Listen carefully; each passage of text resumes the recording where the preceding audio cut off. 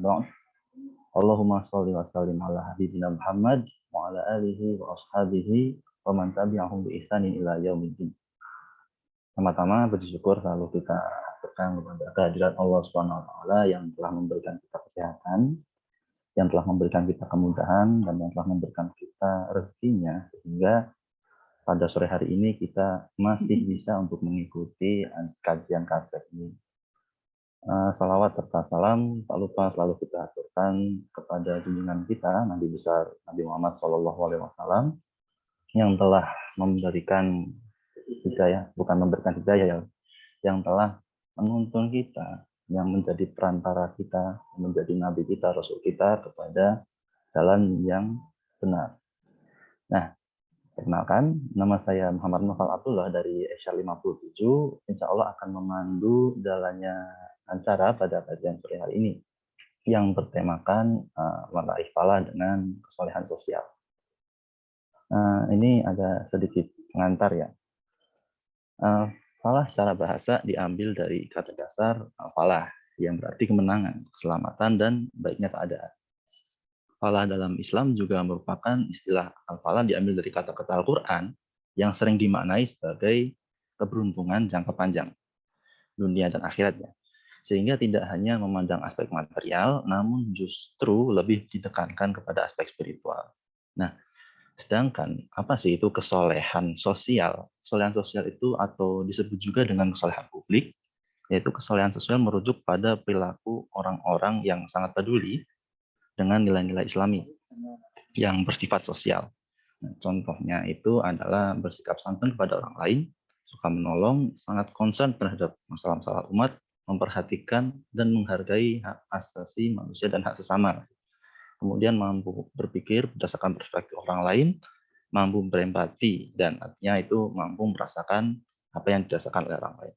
Nah, bagaimana kesolehan sosial ini dapat menjadi salah satu jalan mencapai falah atau kemenangan? Nah, itu merupakan tema yang akan kita bahas pada karya sore hari ini. Kemudian, insya Allah pada materi sore hari ini akan disampaikan oleh Ibu Ranti Wilyasi, MSI. Nah, beliau ini merupakan dosen ekonomi syariah IPB University yang merupakan lulusan S2 bidang ekonomi Islam di Universitas Indonesia. Beliau juga menempuh pendidikan doktor di bidang ilmu ekonomi di IPB University. Nah, sebagai adab kepada pemateri, kepada para sobat muslimin semuanya dimohon untuk merename dengan format asal instansi _ nama lengkap, kemudian menyalakan kamera dan menyimak baik-baik materi yang akan disampaikan pada sore hari ini. Bagi yang ingin bertanya untuk langsung mengirim chat di kolom Zoom atau open mic setelah Ibu Ranti selesai memberikan materi. Nah, oke. Untuk materi pada sore hari ini, mari kita menyapa pembicara dulu. Assalamualaikum Ibu Ranti. Waalaikumsalam. Suara saya kedengaran? Kedengaran Ibu. Yes.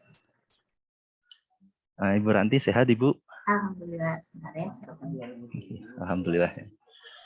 Oke, bagi para hadirin sekalian yang penasaran nanti ya terhadap materi yang dipaparkan oleh Ibu Ranti, silahkan bertanya di kolom chat atau raise hand, kemudian open mic dan mengutarakan pertanyaan.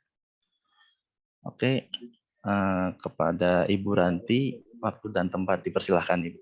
Baik, terima kasih Naufal. Panggil aja siapa, Mas Dul ya? Iya Ibu, Mas Dul.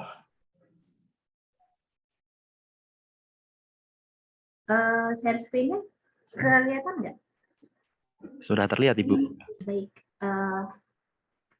kita mulai. Assalamualaikum warahmatullahi wabarakatuh. Puji syukur kita panjatkan kehadirat Allah Subhanahu wa taala yang sudah memberikan kita banyak sekali kenikmatan, dan utamanya adalah nikmat sehat, nikmat iman, nikmat Islam, dan juga nikmat sehat sehingga kita bisa berkumpul di Zoom pada sore hari ini ya. Kemudian salawat serta salam kepada junjungan kita Nabi besar Muhammad SAW yang mudah-mudahan kita menjadi orang-orang yang akan mendapatkan syafaat dari beliau. Nah, yang saya sayangi semua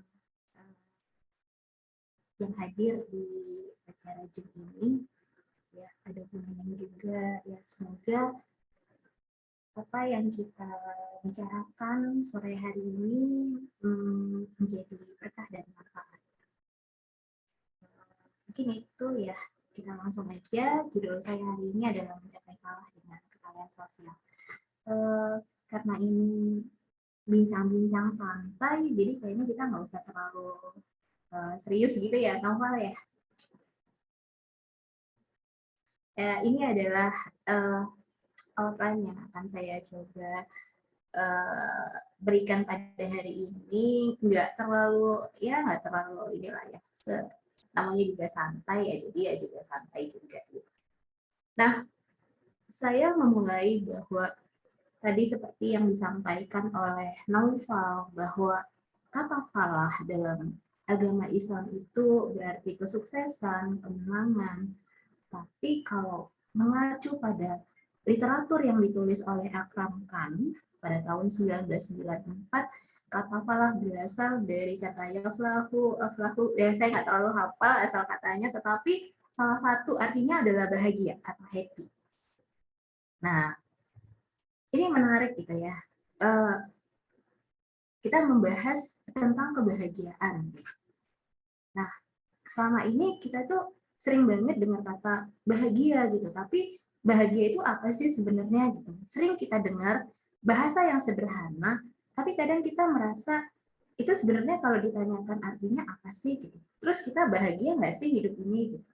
Nah, ini yang kemudian menarik minat saya untuk membahas kajian tentang ini di sore yang berbahagia. Nah, kalau kita lihat ya, arti bahagia ini saya ambil dari Antoinette ya. Penelitian modern ini mendefinisikan bahwa bahagia itu momentum yang bukan euforia yang lenyap dalam sekejap. Jadi dia bukan yang sifatnya euforia yang datang terus pergi dalam waktu sesaat gitu. Jadi bukannya seperti itu. Nah, kalau Bentham, kalau kalian pernah belajar ekonomi, pasti pernah kenal yang namanya Bentham. Yang Bentham ini melahirkan konsep utility atau utilitas. Nah, menurut Bentham, happy atau bahagia itu sama dengan pleasure. Di mana di banyak literatur yang saya baca, ketika pleasure ini diartikan sebagai bahagia, orang kemudian membawa sikap bahagia ini menjadi kepada sebuah sikap yang menjadi hedonis gitu ya. Hedonis itu menjadi berlebih-lebihan dan dalam tanda kutip seperti gila dunia gitu.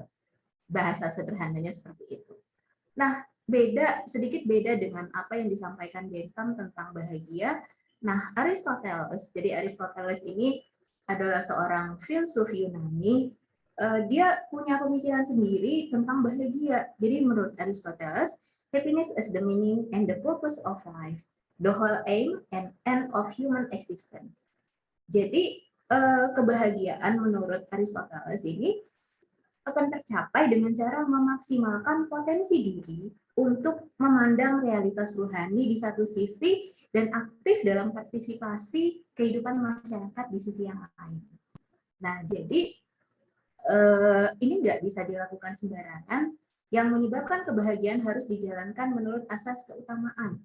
Jadi, menurut Aristoteles, hanya aktivitas yang disertai dengan keutamaan ini yang bisa mengantar manusia pada kebahagiaan.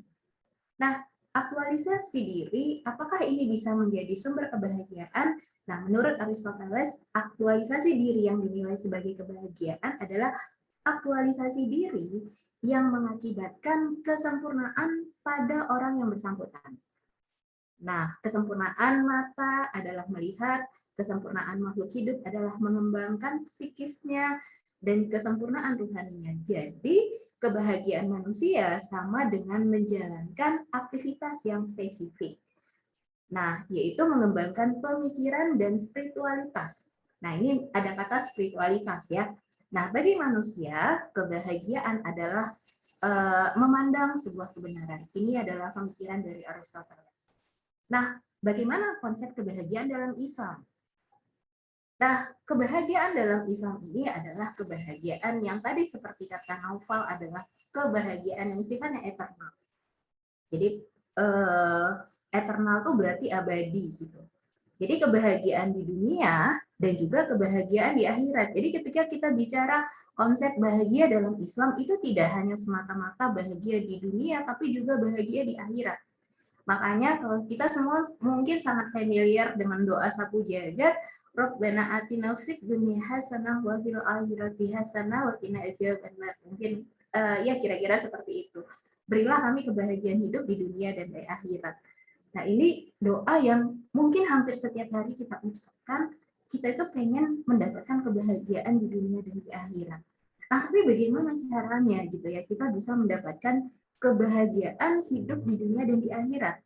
Sementara dalam hidup ini kita semua tahu bahwa kita semua sebagai manusia itu tidak pernah lepas dari yang namanya cobaan. Nah, berbicara mengenai cobaan, Allah sendiri mengatakan bahwa apakah manusia itu mengira bahwa mereka dibiarkan mengatakan kami telah beriman, sedang mereka tidak diuji lagi, katanya gitu ya. Jadi apa kalau mereka udah beriman terus mereka nggak diuji gitu? Nyatanya enggak gitu ya. Kalau dikatakan wah kita telah beriman itu enggak cukup. Dan Allah akan menguji keimanan setiap orang. Jadi mustahil orang hidup itu tanpa ujian gitu. Jadi semua orang pasti akan akan diuji keimanannya untuk menguji kesabarannya dan lainnya gitu ya. Nah, salah satu ujian. Nah, sebelum sampai ke bentuk ujian, nah ujian tiap orang itu pasti beda-beda. Sesuatu yang bagi saya, menurut sesuatu yang bagi saya mudah, belum tentu mudah bagi Naufal. Dan sebaliknya, sesuatu yang bagi Naufal mungkin mudah, belum tentu itu juga mudah bagi saya. Nah, bagi Naufal mungkin ujiannya ada A gitu, bagi saya ujiannya B. Kemudian ada lagi orang lain ujiannya C, D. Nggak ada yang sama ujiannya.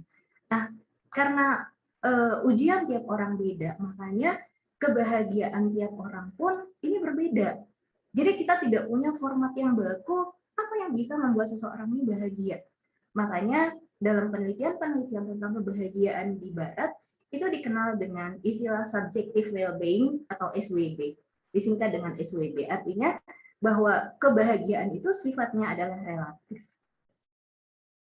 Ya. Nah, kemudian saya akan lanjut tentang salah satu bentuk ujian.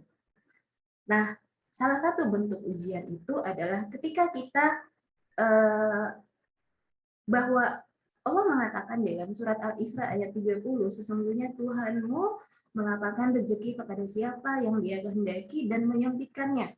Nah, cerita tentang bahwa Allah melapangkan dan menyempitkan rezeki seingat saya itu ada di 10 ayat dalam Al-Quran. Dan salah satunya ada di surat Al-Isra ayat 30. Nah, ketika kita diberikan kesempitan rezeki, nah ini kan berarti terus ada yang kaya, kemudian ada yang miskin gitu. Apakah ini adil gitu ya? Nah, sementara kalau kita lihat dari apa yang kita dengar, ya kita saksikan, kita tonton bahwa yang dimaksud dengan kebahagiaan itu ya seperti mengejar. Kalau pernah nonton film The Pursuit of Happiness gitu ya, terus kayak merasakan kehidupan Crazy Rich gitu ya. Dan kemudian ini hasil penelitian bahwa ada yang mengatakan bahwa kebahagiaan itu dipengaruhi oleh pendapatan. Nah, jika apa namanya tadi kembali kepada ayat ini, ketika kita disempitkan rezekinya, apakah mungkin kita akan mendapatkan kebahagiaan? Nah, bagaimana kemudian kita mencapai kebahagiaan itu? Nah, tapi kebetulan saya lupa menyampaikan memasukin ayat ya, tetapi ada salah satu ayat yang saya ingat benar bahwa terlepas dari setiap kita diberikan keleluasaan ataupun kesempitan rezeki, tetapi pada akhirnya Allah itu mengatakan ya ayuhan nafsul mutmainnah, bahwa hai orang-orang yang tenang gitu ya, hai orang-orang yang tenang, masuklah ke dalam surgaku gitu. Jadi orang-orang yang masuk ke surga itu adalah orang-orang yang jiwanya tenang. Jiwa tenang dalam hari ini saya mempersepsikan bahwa ketika orang itu bisa tenang, artinya dia udah bahagia. Gitu. Tapi nanti kita lihat. Nah, kemudian dari sini kita melihat bahwa ini tadi, bahwa ini ada kesenjangan. Nah, kesenjangan tuh kayak gini gitu ya. Ya, ada yang di satu sisi kita melihat ada kemewahan, di sisi lain kita melihat ada hal yang ya nggak apa namanya serba kekurangan gitu. Atau di sini, nah ini adalah gambaran dari inequality atau apa namanya ketidakseimbangan. Nah, menariknya penelitian yang mengaitkan antara kebahagiaan dengan inequality itu menunjukkan bahwa ketika inequality-nya meningkat, ini tingkat kebahagiaan di negara tersebut itu menurun. Gitu. Dan ini sesuatu yang menarik gitu.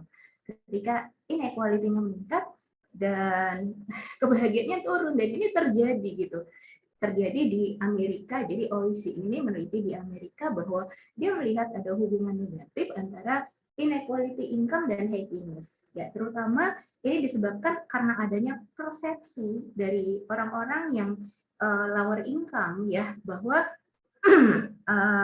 ada rasa unfairness dan lack of trust. Ya, ini yang melahirkan rasa ketidakbahagiaan. Nah, Rob Rutledge, ini tahun 2016, ini peneliti dari University College London. Dia juga melihat bahwa ketidakseimbangan ini akan mengurangi kebahagiaan rata-rata. Baik ketika orang mendapatkan lebih banyak atau ketika mereka mendapatkan kurang dari yang ada di sekitar mereka, ini menimbulkan efek ketidakbahagiaan. Menarik kan? Jadi bahwa ketidakseimbangan itu bikin kita menjadi tidak bahagia. Gitu. Nah, ternyata gitu ya, bahwa yang tadi ketika kita mengatakan bahwa di sini Allah membuat sebuah sesuatu yang kontradiktif, bukan kontradiktif ya, artinya ada yang kaya, ada yang miskin gitu. Bukan berarti ini tidak seimbang gitu ya, tetapi keseimbangannya itu justru di sini gitu. Di sini di dalam surat Al-Hasr ayat 7 terkait dengan pembagian harta rampasan perang. Di sini dikatakan bahwa apa saja harta rampasan atau fai yang diberikan Allah kepada Rasulnya, ini berasal dari penduduk kota-kota Makkah adalah untuk Allah dan Rasul, kaum kerabat, anak yatim, orang miskin, dan orang-orang dalam perjalanan. Supaya harta itu jangan beredar di antara orang-orang kaya saja di antara kamu. Nah, apa yang diberikan Rasul kepadamu, maka terimalah, dan apa yang dilarang bagimu, maka tinggalkanlah. Jadi di sini Allah itu sudah mengatakan, dan janganlah harta itu beredar di antara orang-orang kaya saja di antara kamu. Nah, di ayat lainnya dikatakan, jadi tidak hanya apa namanya supaya tidak terjadi kesenjangan gitu ya, Mbak. Allah juga mengatakan di surat Al-Hadid ayat 7, berimanlah kamu kepada Allah dan Rasul-Nya dan nafkahkanlah sebagian dari hartamu yang Allah telah menjadikan kamu menguasainya, maka orang-orang yang beriman di antara kamu dan menafkahkan sebagian dari hartanya memperoleh pahala yang besar. Nah, jadi ini menafkahkan sebagian harta ini apa namanya dekat deh dengan posisi orang-orang yang beriman. Nah, kemudian terkait dengan ketidakseimbangan, mungkin kita perlu juga belajar kepada alam. Nah, kenapa kita perlu belajar kepada alam? Karena kita tahu bahwa yang namanya ayat, apa namanya ada ayat yang disebut namanya ayat kauniyah dan ada ayat yang disebut namanya kauliyah gitu. Ayat-ayat yang tadi adalah ayat kauliyah dan ayat kauniyahnya apa? Kita belajar dari alam gitu. Nah, kenapa kita perlu belajar kepada alam? Nah, alam kita tuh bisa mendapatkan banyak pembelajaran sebenarnya ketika kita melihat alam. Dan alam itu adalah makhluk yang paling jujur, ya paling jujur. Kenapa saya katakan paling jujur? Contohnya lihat aja kalau tanaman itu baru disiram atau baru kena hujan, mereka itu kayak senang banget gitu. Mereka mengekspresikan dengan kesegaran gitu. Itu contoh dari tanaman. Dan mereka juga patuh gitu. Mau dikasih panas, mau dikasih hujan, nggak protes. Itu kepatuhan. Nah, di sini saya cerita ketidakseimbangan ini ya, bagaimana antara ketidakseimbangan dengan ini menjadi sebuah rahmat. Ya, kita mungkin pernah belajar bagaimana angin itu bisa terjadi. Nah, angin itu terjadi karena adanya perbedaan tekanan udara di tempat yang tekanan udaranya tinggi kepada tempat yang tekanan udaranya rendah. Ketika ada perbedaan tekanan, maka terjadilah angin. Nah, jadi perbedaan itu membawa sebuah rahmat. Kalau tidak ada angin, nggak kebayang rasanya hidup ini seperti apa, gitu ya. Nah, jadi ternyata ketidakseimbangan itu menjadi sebuah rahmat gitu bagi kita. Gitu ya. Ini kalau kita mau belajar pada Allah. Nah, kita di sini kemudian belajar, kita lanjut pembahasan kita bahwa yang namanya manusia itu kita adalah makhluk yang hablum minallah dan juga hablum minannas gitu ya, dan bahkan hablum minal alam gitu ya. Jadi saya menggambarkan ini adalah sebuah segitiga di mana yang vertikal ini adalah hubungan kita kepada Sang Maha Pencipta, yang horizontal adalah hubungan kita kepada manusia dan alam. Nah, saya mengutip penelitiannya Farid. Jadi peneliti Farid ini meneliti tentang kesalehan sosial, ayat-ayat kesalehan sosial di dalam Al-Quran. Dan Farid ini menjelaskan tentang ayat-ayat terkait dengan kesalehan sosial. Dan diantaranya adalah infak, berbuat baik, musyawarah, tolong-menolong, amar ma'ruf nahi munkar, memberi maaf, mengurus anak yatim, dan berkata baik. Nah, di sini saya saya batasi bahwa kajian ini adalah kaitannya dengan infak, sebagaimana tadi ayat-ayat yang sudah saya bahas sebelumnya. Nah, jadi infak ini selalu kalau kalian baca, kalau kita semua baca ya kata infak itu ataupun bersedekah, bahasanya itu selalu infak, memberikan pinjaman kepada Allah, atau sedekah atau zakat. Nah, itu semuanya adalah terkait dengan itu. Nantinya hampir sama, dan Allah tuh selalu menjanjikan reward untuk sesuatu kegiatan yang sifatnya sejenis infak dan lain-lain itu tadi, gitu ya. Nah, saya sendiri dulu sering bertanya, kenapa kita harus berbagi selain tadi ayat-ayat yang tadi sudah menjelaskan ya. Nah, ini pertama adalah kita akan menjadi lebih bahagia ketika kita berbagi. Nah, ini juga ada penelitiannya, sebuah penelitian yang menjelaskan bahwa salah satu solusi sederhana untuk mendapatkan bahagia adalah menjadi orang yang murah hati. Katanya, ya, neuron di sekitar otak ini akan berkaitan dengan sifat murah hati atau temporal parietal junction. Dia akan mengaktifkan neuron di ventral striatum, di mana neuron di ventral striatum ini berhubungan dengan rasa bahagia. Jadi ketika kita menjadi orang yang murah hati, ini saraf-saraf di otaknya ini nyambung dengan saraf kebahagiaan. Yang kedua, income yang semakin tinggi ini tidak membuat kita menjadi lebih bahagia. Nah, ini adalah hasil dari penelitiannya si Esterlin. Jadi Esterlin ini meneliti hubungan antara income dengan kebahagiaan. Penelitian pertamanya tahun 74 dan dia tidak melihat. Jadi dalam dalam level tertentu, income itu bisa membuat orang bahagia. Tapi di level selanjutnya, ketika income-nya naik, ini tidak membuat orang menjadi bahagia. Bahkan di level selanjutnya, ketika income-nya semakin tinggi, justru kebahagiaannya makin turun. Nah, ini menarik penelitian si Esterlin ini. Waktu itu penelitiannya sempat diprotes karena orang mengatakan, ya itu Esterlin kamu kan nelitinya di negara maju gitu. Oh, oke. Terus dia memperbaiki penelitiannya di tahun 2000, saya lupa 2011 atau 2012 gitu ya. Yang pasti 2000-an dia bukan memperbaharui, tapi melengkapi hasil penelitiannya, dan hasil penelitiannya di negara berkembang ini menunjukkan bahwa dalam jangka pendek memang ada hubungan antara kebahagiaan dengan pendapatan, tapi dalam jangka panjang antara income dan pendapatan ini tidak ada hubungannya sama sekali. Ini adalah hasil penelitiannya si Esterlin. Dan selanjutnya ketika kita berbagi, ini menunjukkan ekspresi kita dalam mensyukuri nikmat Allah. Jadi salah satu rasa syukur. Jadi bersyukur itu tidak cukup dengan mengatakan alhamdulillah gitu ya, tetapi apa yang kemudian rasa syukur, wujud dari rasa syukur itu yang bisa kita lakukan. Nah, salah satunya adalah berbagi. Dan kemudian ini yang menarik, bahwa harta yang kita kumpulkan dengan susah payah, at the end ketika kita meninggal, ini nggak dibawa mati. Dia tuh meninggal hanya dengan kain kafan.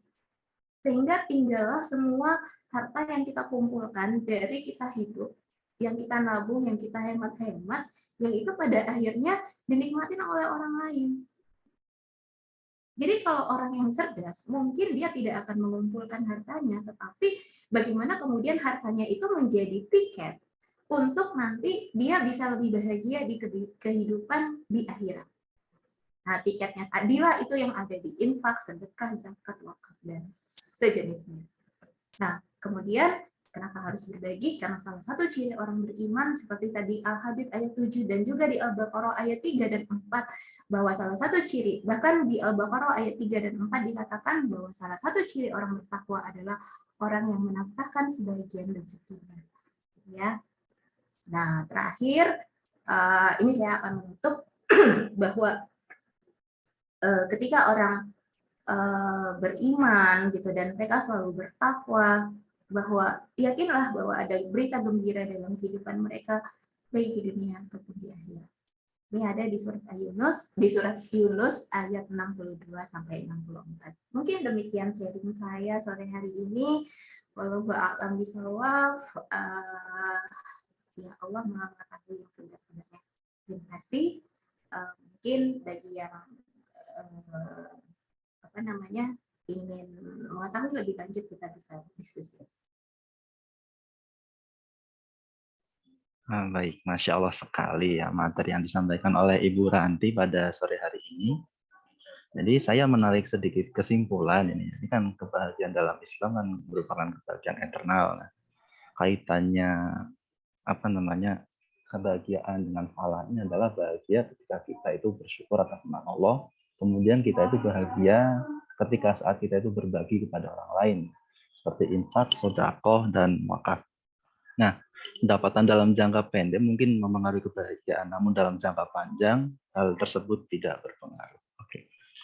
Bagi hadirin sekalian yang penasaran pada materi Ibu Ranti, silahkan bertanya di kolom chat atau raise hand, kemudian open mic dan mengutarakan pertanyaannya. Oke, yang mau bertanya silahkan.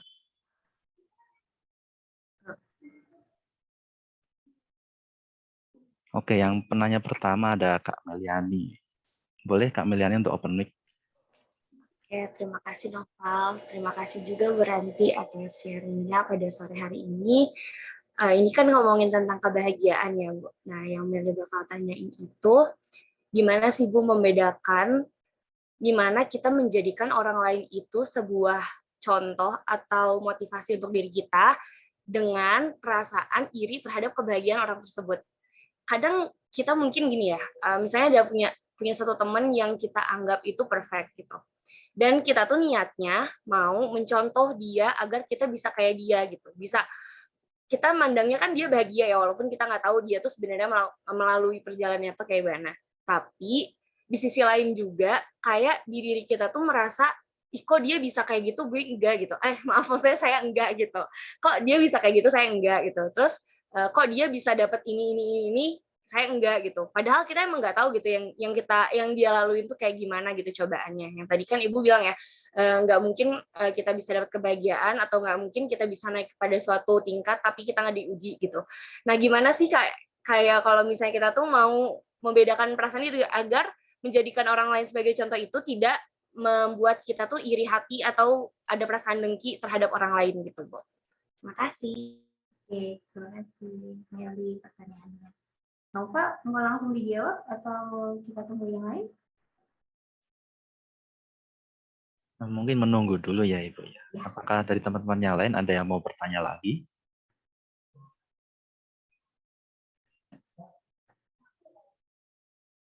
Kalau tidak ada yang ingin bertanya, mungkin bisa dijawab dulu Ibu Ranti. Oke, Meli, jadi pertanyaannya, bagaimana membedakan bahwa kita itu sebenarnya terinspirasi sama seseorang atau tuh sebenarnya kita tuh ngiri gitu loh dengan orang itu. Nah ini saya nggak, kalau jawab secara ini saya nggak tahu ya, tapi saya base pengalaman aja ketika kita termotivasi atau terinspirasi sama seseorang, kita itu jadi termotivasi untuk berbuat baik dan tidak ada sekali kok saya seperti ini ya, kok dia gitu. Tapi ketika kita ada membuat kita itu menjadi tidak lebih baik gitu ya, terus semacam menyesali yang dia kayak gitu padahal kita sama gitu ya, padahal kan kita sama-sama melakukan hal yang sama, tapi kok dia dapatnya segitu, pas dia dapatnya segini, jam belajarnya sama gitu ya, diskusinya juga sama, tapi kenapa nilainya lebih bagus. Nah, jangan-jangan ini suatu bentuk keirian gitu ya, bentuk dengki gitu.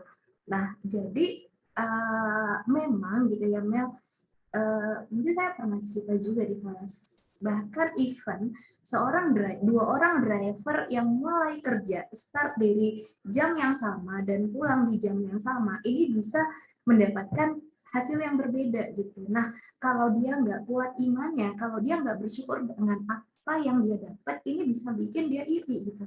Kok teman saya dapat lebih banyak, padahal kita mulai dari jam yang sama dan berhenti di jam yang sama, kok saya dapatnya sedikit.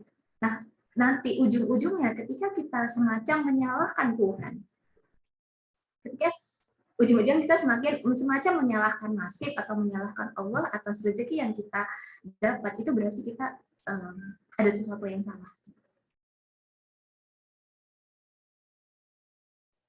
Jadi izin menanggapi. Jadi intinya kalau misalnya niat kita itu membawa kita berbuat baik, berarti itu adalah sesuatu yang benar gitu ya. Iya. Tapi kalau misalnya kayak bikin kita tuh malah ngomongin dia gitu, atau misalnya kita berbuat yang buruk-buruk, berarti itu di niat kita juga udah salah gitu ya. Ya, sepertinya ada yang salah gitu.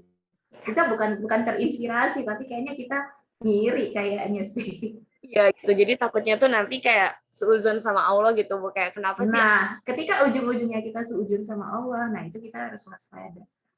Kayaknya kita ada yang salah deh. Nah, biasanya itu kayak gitu-gitu karena kita nggak bersyukur dengan apa yang kita dapetin. Betul. Jadi memang saya selalu terinspirasi dengan kata-kata bahwa kita tuh manusia itu bukan sutradara gitu. Kita tuh cuma aktor kok gitu. Jadi sebagai seorang aktor kita nggak bisa milih kita tuh mau peran apa gitu. Kecuali kalau kita sutradara kita bisa milih, oh ya saya mau peran peran ini itu bisa. Tapi kalau seorang aktor ya kita cuma dipilihin, kamu tuh perannya cocoknya jadi pembantu, bukan sebagai aktor utama gitu. Baik, Bu. Sebenarnya ada yang mau tanya lagi, mungkin yang lain dulu aja deh, Bu. Atau nggak ada, nggak apa-apa sih. Nggak, ini ada hubungannya sih. Tadi kan Ibu bilang ya. Ini Mela agak sedikit bingung sih. Tadi sempat cerita juga bingung gitu. Kalau misalnya kan, kalau kita sebagai aktor berarti kita tuh hidup udah ada jalurnya gitu, udah ada jalannya, kita tinggal menjalani. Sebenarnya apakah kita itu hidup mengikuti jalan takdir yang sudah ada, atau justru kita merangkai sendiri, Bu, nanti ke depannya tuh gimana gitu? Ini pertanyaannya sulit ya, tapi pengalaman saya sih, saya cerita pengalaman aja, saya yang pengalaman bahwa kita tuh disuruh ikhtiar kita tuh disuruh maksimal, tetapi hasilnya seperti apa, ya itu berarti memang kita itu sudah memang tupoksinya ada di situ. Jadi intinya usahakan yang terbaik aja. Iya, mau hasilnya seperti apa, jadi jangan sampai kita yang ngatur Allah gitu. Kita tuh bukan di level, kita tuh kayak jadi nggak tahu diri ketika kita tuh kan cuma hamba, kok bisa-bisanya kita tuh maunya kayak gini, jadi seolah kita tuh ngatur. Nah, ini menimbulkan rasa ketidakbahagiaan dalam diri kita. Tapi ketika kita puas dengan apa yang menjadi rezeki kita, insya Allah kita lebih bahagia kok. Dan kita nggak akan pernah ngiri dengan sebagus apapun orang lain rezekinya, ya itu rezekinya dia. Rezeki kita beda lagi. Makanya saya katakan tadi, kebahagiaan itu relatif, makanya disebut dengan subjektif thinking. Baik, berhenti. Terima kasih atas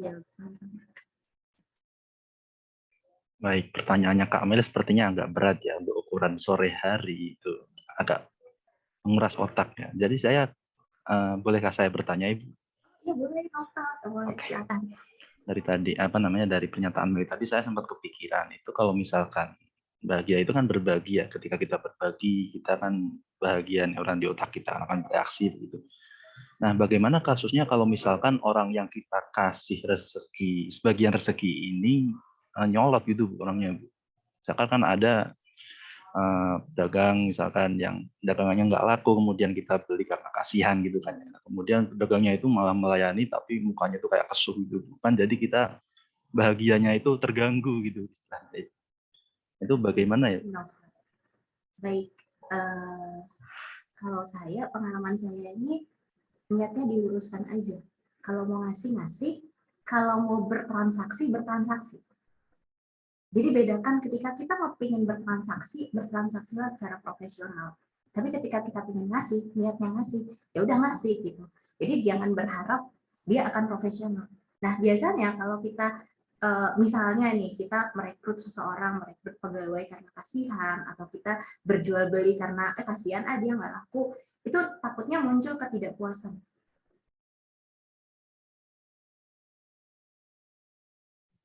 Oke, baik, cukup menjawab. Mungkin teman-teman yang lain ada yang ingin bertanya lagi, karena waktunya masih agak panjang ya ini ya.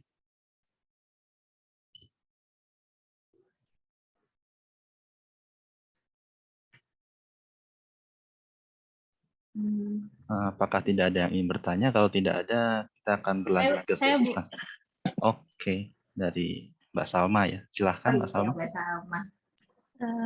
Maaf nanya kalau ada gaji ya Bu. Ini kan tentang kebahagiaan Ibu. Nah, menurut Ibu, apakah kebahagiaan itu bisa terpancarkan dari luar?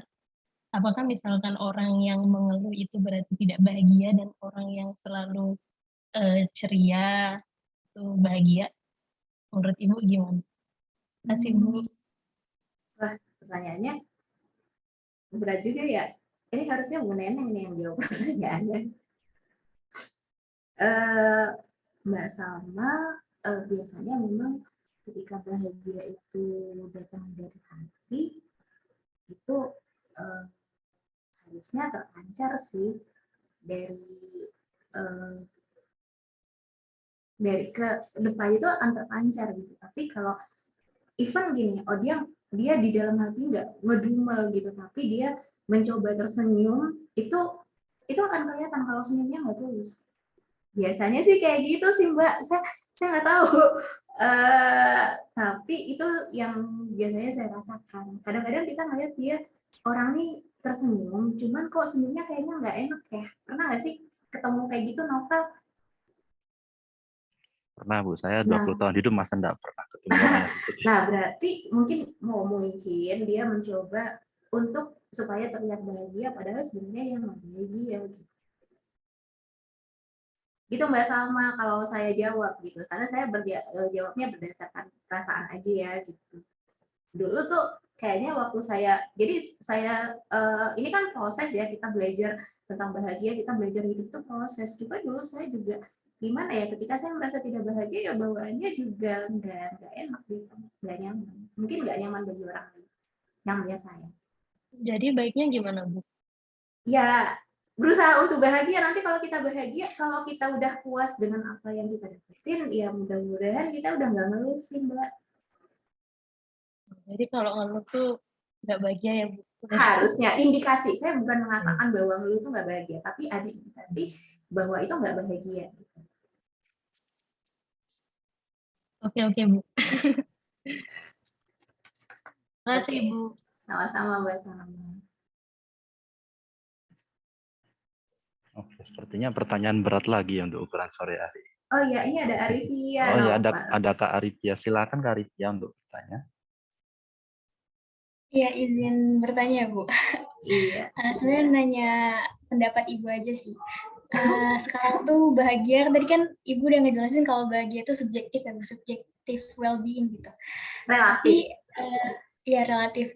Tapi nyatanya tuh di society gitu, di masyarakat tuh kadang malah masyarakat yang ngebentuk, yang membuat standar bahagia. Misalnya, oh kalau udah nikah di umur segini bahagia, kalau udah financial stable di umur segini bahagia. Artinya itu menurut Ibu misalnya kita sendiri pun misalnya udah bahagia nih Bu, udah bersyukur, udah bekerja keras, bersyukur gitu, tapi malah eksternal nih, lingkungan dari sekitar yang mendikte kita untuk oh bahagia tuh harusnya kayak gini, bahagia tuh kalau udah mencapai ini. Menurut Ibu bagaimana Bu untuk biar kita tuh nggak terdampak atau terusik sama lingkungan itu Bu? Ya, ya itu agak sulit sih sebenarnya Arif ya, karena tidak mudah, kita tidak bisa mengontrol orang lain. Itu yang harus kita pahami pertama kali, bahwa kita tidak bisa mengontrol orang lain, tetapi yang bisa kita kontrol adalah diri kita sendiri. Nah, saya pun sering mengalami hal-hal tersebut. Misalnya, orang selalu beranggapan bahwa saya kasih contoh ya saya kasih ilustrasi. Orang selalu berpikir bahwa ketika punya rumah sendiri itu akan lebih bahagia. Kalau saya punya prinsip nggak seperti itu. Mau kita punya rumah sendiri, mau kita ngontrak, itu sama aja. Toh suatu saat, di end, dua-duanya nggak ada yang kita bawa meninggal gitu. Itu hanya masalah status, dan itu tidak mempengaruhi kebahagiaan. Tapi persepsi sekarang, persepsi yang dibangun orang-orang bahwa bahagia itu punya rumah sendiri, punya kendaraan, gitu kan? Ya, terus ya sekarang tinggal kita milih yang mana gitu. Apakah kita mau didikte orang lain atau kita punya kontrol terhadap kebahagiaan kita sendiri gitu. Gitu sih Arifia. Cuman memang kita tidak bisa memaksakan pendapat kita sama orang lain. Kita boleh menyampaikan, tapi kita tidak bisa mengontrol pemikiran orang lain gitu. Jadi saya selalu berhenti pada untukmu pemikiranmu dan untukku pemikiranku. Sepanjang itu tidak mengganggu, kita tidak saling mengganggu, oke, kita jalan. Oke, baik Bu. Terima kasih Bu. Ya. Baik, sepertinya menuju ke ajang curhat ya ini. Iya. Bagi teman-teman yang lain silakan yang ingin bertanya. Oke, Brian. Ada Kak Febri, silakan Kak Febri. Ya, sebelumnya mungkin belum bisa on cam ya, lagi kurang enak keadaan jujur. Oke, bismillah. Mungkin ada satu pertanyaan yang cukup menarik gitu kalau dari saya ya, perihal kebahagiaan gitu. Ini mungkin salah satu hal yang sering saya perbuat juga kali ya, ketika saya hidup gitu, ketika saya menginjak remaja lah ya, udah OTW dewasa gitu kan sekarang. Nah, ini berhubungan dengan, sebentar. Oke, kita lanjut lagi. Mohon maaf ada iklan tadi, dipanggil Ibu dulu. Oke, ya ini berhubungan dengan salah satu profesi yang menurut saya itu harusnya dia itu justru memiliki apa ya, kebahagiaan tertinggi. Justru paradoksnya itu enggak gitu, malah kontradiksinya gitu.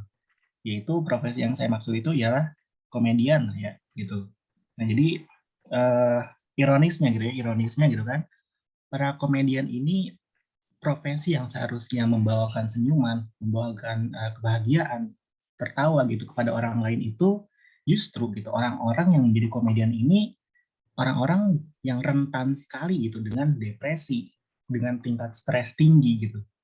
Nah, mungkin apa ya? Mungkin saya juga ini mungkin saya merasanya ini agak sedikit toksik ya. Cuma nanti saya mungkin akan meminta pendapat dari Bu Ranti juga gitu kan.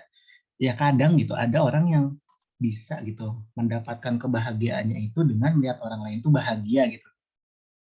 Meskipun dia pun harus mengorbankan kebahagiaan yang dia miliki gitu.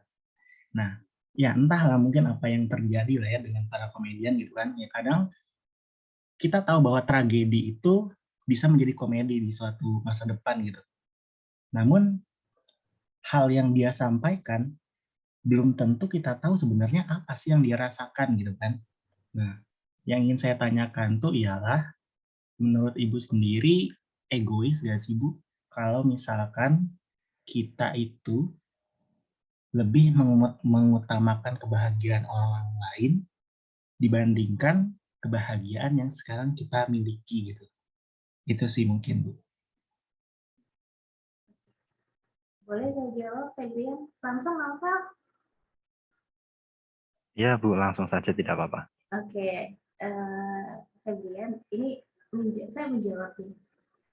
Kalau apa yang saya pahami, gitu ya, pendapat saya, kita itu nggak mungkin membahagiakan orang lain kalau kita nggak bahagia. Ilustrasinya gini, kalau kita naik pesawat, terus tiba-tiba terjadi kondisi di mana kita harus menyelamatkan diri. Anggaplah saya naik pesawat gitu ya, saya bawa anak kecil, yang harus saya selamatkan dulu itu aturannya adalah diri saya sendiri dulu, baru kemudian saya menolong orang lain. Jadi logikanya, Febrian, bahwa kita itu nggak bisa membahagiakan orang lain kalau kita nggak bahagia gitu. Kalau tadi kasusnya adalah komedian ataupun mereka yang bekerja di bidang seni, ya itu ibaratnya kamuflase ya. Dan biasanya kalau orang lawak pun jadi lawakannya jadi garing. Beda dengan kalau dia yang berniat untuk membahagiakan orang lain tuh yang berangkat dari hatinya gitu, pasti outputnya akan beda gitu. Kalian pasti coba perhatikan orang-orang yang dia itu mencoba menghibur dengan niat membahagiakan orang lain, dengan menghibur yang sifatnya kamuflase, pasti ada rasa garing gitu. Karena dari niatan itu biasanya akan kelihatan hasilnya. Kalau saya sih melihatnya kayak gitu ya, Febrian. Ya, ya mungkin kalau misalkan di istilah anak zaman sekarang gitu ya, ada mungkin kalau di generasi kita itu ungkapan yang namanya tuh membandut gitu. Ya mungkin apa ya? Ibu Ranti tahu nggak istilah membandut itu apa? Ya, kalau yang dari Febrian sampaikan jadi tahu lah tadi. Lawak kan ya. Ya kurang lebih gitulah ya. Jadi ya terutama mungkin bagi para remaja gitu ya. Sepertinya banyak gitu yang di tahap membandut gitu kan. Cuman ya nggak usah masih lanjutin lah. Oke udah itu aja Bu. Makasih. Iya, jadi memang ada kebahagiaan yang semu dan ada kebahagiaan yang sifatnya hakiki gitu. Jadi kalau kita pengen kebahagiaan yang sifatnya terkenal, yang tadi dunia dan akhirat, ya milikilah kebahagiaan yang sifatnya hakiki, bukan kebahagiaan yang semu gitu. Nah, jadi ketika kita punya niat melakukan sesuatu, dan itu nanti akan terlihat kok dari outputnya, antara tadi yang dilakukan dengan niat yang tulus gitu ya, dengan sesuatu yang dilakukan maksudnya dengan niat yang sebenarnya agak agak menyimpang gitu. Nanti itu akan kelihatan dari outputnya. Saya nggak cerita panjang di sini, nih sekalian juga menjawab pertanyaannya Fadil di chat ya, Nova. Ya. Oh ya, di sini silakan Nova dibacakan. Oke. Sepertinya ini pertanyaannya agak menyentuh ya. Mungkin bentuk insecure, ini akan saya bacakan ya. Pasangan yang bahagia menurut Ibu itu seperti apa? Nah, karena mungkin setelah punya pasangan, kebahagiaan kita adalah kebahagiaan pasangan dan kebahagiaan pasangan adalah kebahagiaan kita. Itu bagaimana ya? Kalau saya ditanya pasangan yang paling bahagia, ketika kita punya pasangan dalam arti suami atau istri, dan ketika kita sudah berpasangan, membuat kita menjadi lebih optimal dalam melakukan kebaikan. Nah, menurut saya di situ kebahagiaan sebuah pasangan. Ketika bersama, ternyata bukan kebaikan yang banyak dihasilkan, tapi keburukan, ya berarti itu bukan pasangan yang baik harusnya. Dan tadi kebahagiaan kita adalah pada kebahagiaan pasangan, ya jangan gitu Fadil. Jadi Fadil juga harus bahagia gitu. Karena kalau Fadil sendiri tidak bahagia, seperti saya katakan tadi, tidak mungkin Fadil bisa membahagiakan orang lain, even itu pasangan Fadil sendiri.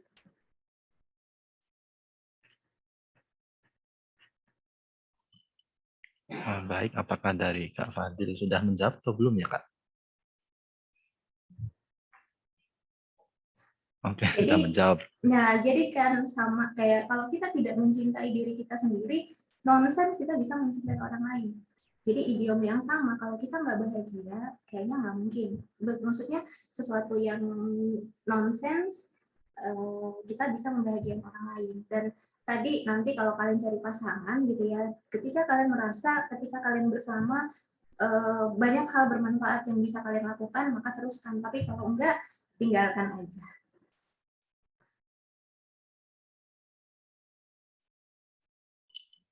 Oke, dari teman-teman yang lain, apakah ada yang ingin bertanya lagi?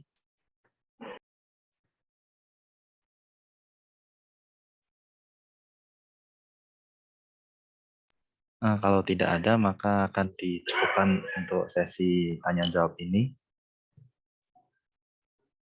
Mungkin tidak ada lagi ya. Baik, untuk sesi selanjutnya adalah sesi pemberian penghargaan, Ibu. Untuk penghargaan akan kami berikan berupa sertifikat ya, Ibu. Mohon diterima. Apakah ada? Oke, sudah di-share screen. Terima kasih. Ya, nanti akan dikirimkan kepada Ibu. Untuk sesi selanjutnya adalah dokumentasi. Untuk sesi dokumentasi ini diharap kepada ashabul muslimin semuanya untuk menyalakan kamera ya, karena kita akan foto bersama. Kemudian dalam sesi dokumentasi ini akan saya berikan kepada operator. Silakan.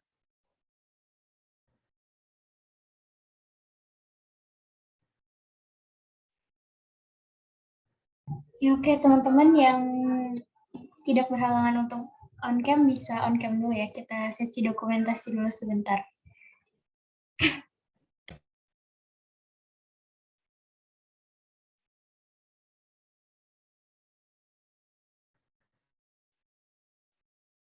Ada lagi mungkin kalau tidak ada yang ingin on kamera lagi, bisa saya share, bisa saya screenshot ya.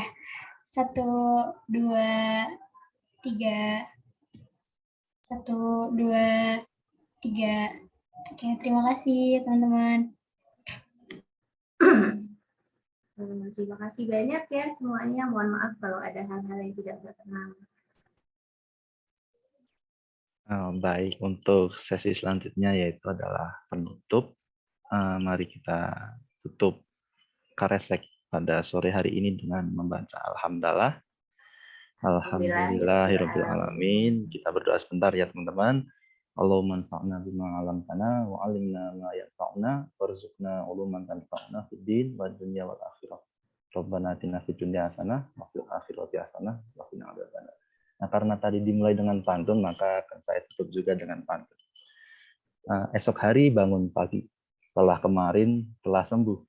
Saya pamit undur diri. Wassalamualaikum warahmatullahi wabarakatuh. Waalaikumsalam warahmatullahi Waalaikumsalam warahmatullahi wabarakatuh. Terima kasih semua. Terima kasih Beranti. Ibu Assalamualaikum. Nenek, makasih. Assalamualaikum. Waalaikumsalam.